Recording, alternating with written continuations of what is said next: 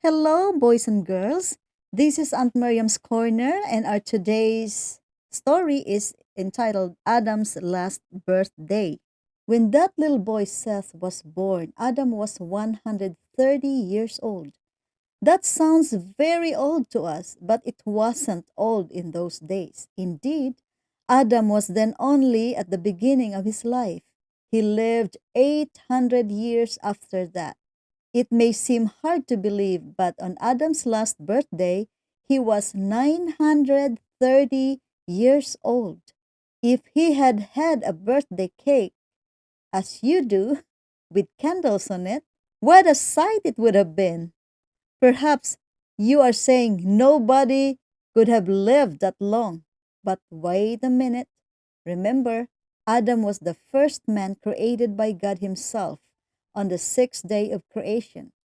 He was, therefore, the most perfectly formed man who ever lived. His heart, his lungs, his muscles, fresh from God's own hands, were made to last forever. Indeed, they would have lasted forever had he not sinned.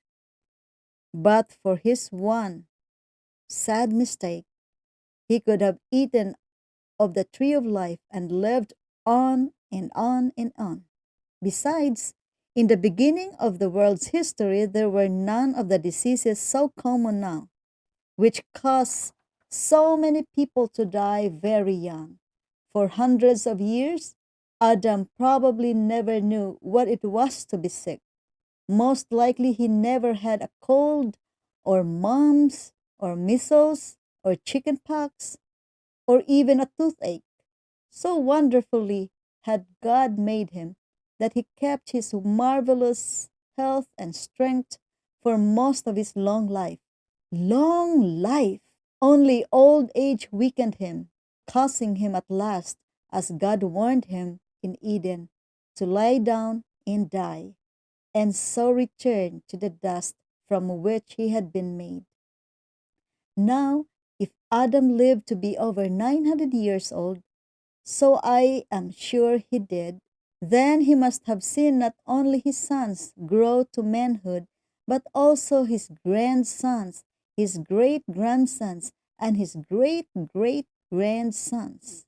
By the time he died, he must have been a great great great great great grandfather. I really don't know how many greats to put in. If perchance he celebrated his 930th birthday by inviting all his relatives, thousands upon thousands of people must have been there. You see, if all these people were descended from Adam, as of course they were all related to each other, brothers and sisters, uncles and aunts, nephews and nieces, cousins and half cousins. Thus, the population of the earth in that far off day was made up of one big family, with Adam the grand old father of them all. But not only did Adam live a long time, so did his children. Says that little boy who came to cheer his heart after he lost both Cain and Abel lived to be 912, and one of Seth's sons, called Enos, lived to be 905 years. Others who lived a long, long time were Canaan, 910 years, Mahalalel, 895, and Jared, 962. The man who lived longest of all was Methuselah, who lived to be 969, almost 1,000. Then there was Lamech, 777, and Noah, 950. You can read about these grand old men in the fifth chapter of the book of Genesis. And when you do, take a pencil and paper and draw lines to show how long each of them lived. Allow half an inch to 100 years. Work it out carefully, and you will discover some very interesting facts. First, you will notice that of the 9 patriarchs mentioned in this chapter, 8 of them lived at the same time as Adam.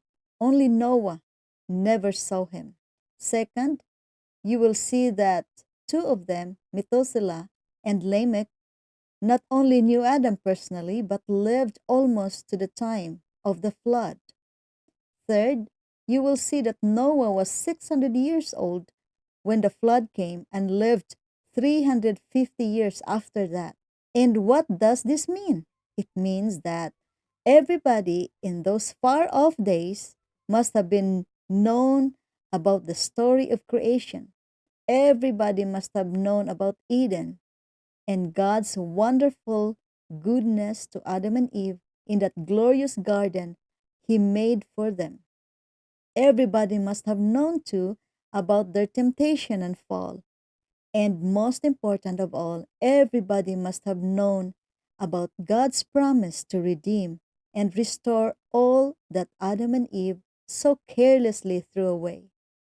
From father to son, from one patriarch to another, the wonderful story was handed down so that there was never any excuse for sin, never a reason why anyone should not know God and love Him with all his heart.